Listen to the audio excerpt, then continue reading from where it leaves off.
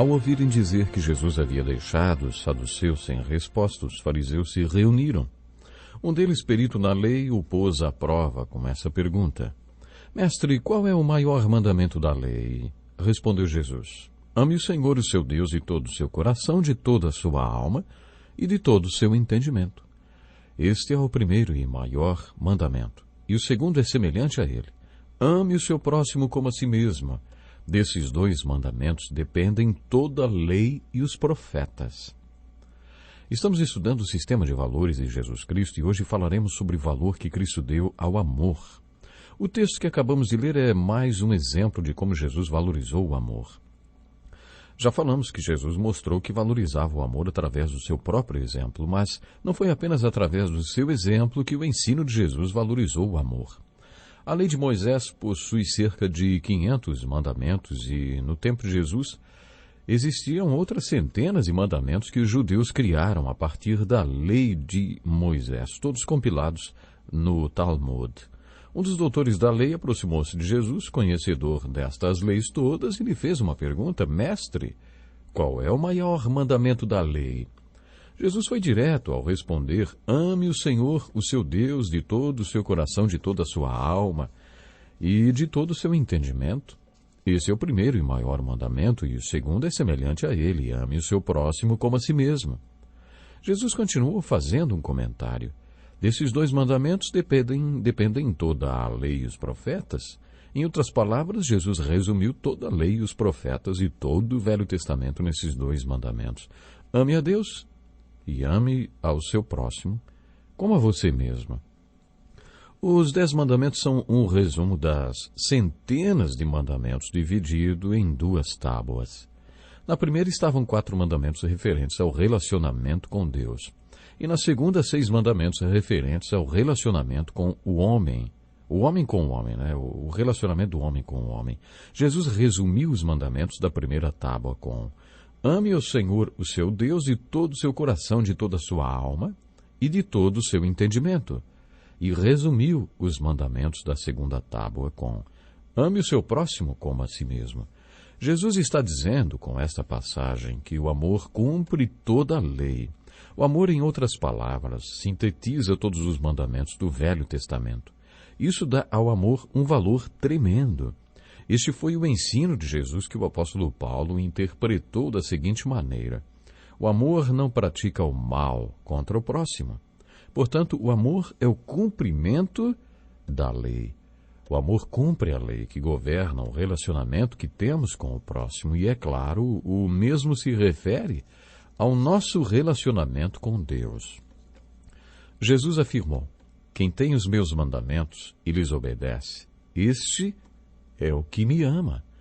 Aquele que me ama será amado por meu Pai, e eu também o amarei, e me revelarei a ele. Relembrando o Sermão da Montanha, Jesus também disse em Mateus capítulo 5, não pensem que eu vim abolir a lei ou os profetas. Não vim abolir, mas cumprir. O que Jesus quis dizer com esse texto? Jesus deu um alto valor para o amor, e quando você entende o valor que ele deu, também entende como ele cumpriu a lei. Em Marcos capítulo 2, encontramos mais um exemplo do tremendo valor que Jesus deu ao amor, mostrando que o amor é a essência, o princípio e a chave do cumprimento da lei. Certo sábado, Jesus estava passando pelas lavouras de cereal. Enquanto caminhavam, seus discípulos começaram a recolher espigas.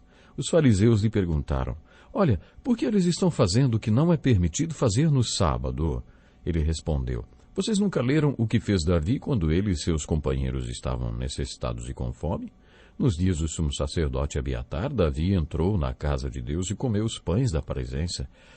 Apenas aos sacerdotes era permitido comer, e o deu também aos seus companheiros. Então lhes disse: o sábado foi feito por causa do homem, e não o homem por causa do sábado. A diferença da maneira como Jesus interpretava a lei de Deus, a lei do Velho Testamento, e como os fariseus e escribas interpretavam, pode ser explicada da seguinte maneira: Jesus só aplica a lei de Deus na vida do povo depois de passá-la pelo prisma do amor dele. Esta visão de Jesus foi assim interpretada pelo apóstolo Paulo. Ele nos capacitou para sermos ministros de uma nova aliança, não na letra, não da letra, mas do Espírito, pois a letra mata, mas o Espírito vivifica. Jesus nunca perdeu a visão de que a lei de Deus para o homem partiu do amor de Deus pelo homem. Foi isso que Jesus quis dizer quando afirmou que o sábado foi feito por causa do homem, e não o homem por causa do sábado. Deus não criou a lei e depois criou o homem para que ele se encaixasse na lei. Deus criou o homem e depois criou a lei, porque viu que a melhor coisa para o homem fazer era obedecer à lei. Isso seria bom para ele. Deus deu a lei para o homem por causa do amor que tem por ele. Acontece que os escribas e fariseus perderam esta visão e não queriam passar a lei de Deus pelo prisma do amor de Deus. Eles se revoltaram quando viam que a lei não estava sendo cumprida. O texto que lemos ilustra bem isso. Jesus citou o exemplo de Davi quando estava faminto, fugindo com seus homens. Davi sabia que havia um templo naquela cidade e que nele haveria pão sobre a mesa da presença, mas ninguém podia comer daquele pão, só o sacerdote. Só que Davi estava com fome. A mesa da presença era uma versão do Velho Testamento da oração que Jesus ensinou no Novo Testamento. Dá-nos hoje o pão nosso de cada dia. Aquela mesa e seus pães deveriam lembrar ao povo como Deus os alimentou de maneira sobrenatural quando estavam andando no deserto. Essa ilustração nos ensina que Deus pode ser a fonte do nosso pão diário. Esse foi o propósito da mesa da presença, mas para os fariseus Davi podia morrer de fome junto com seus homens e jamais pegar dos pães da presença, porque a lei afirma que só os sacerdotes poderiam comê-lo. Em outras palavras, o propósito daquela lei referente ao pão da presença era dizer que Deus é poderoso para lhe dar o seu pão de cada dia. Os fariseus tinham a lei inscrita em suas mentes e usavam esta figura da provisão de Deus, esta simbologia da provisão diária de Deus para impedir que uma pessoa faminta se alimentasse daquele pão. Este é apenas um dos exemplos do que os fariseus faziam com toda a lei de Deus. Eles perderam a perspectiva de toda a lei que foi criada por Deus por amor ao homem, para cuidar do bem-estar do homem. É por isso que quando Jesus ia curar alguém no dia de sábado, costumava fazer a pergunta: é permitido curar no sábado? E depois ele acabava curando, mesmo que fosse sábado.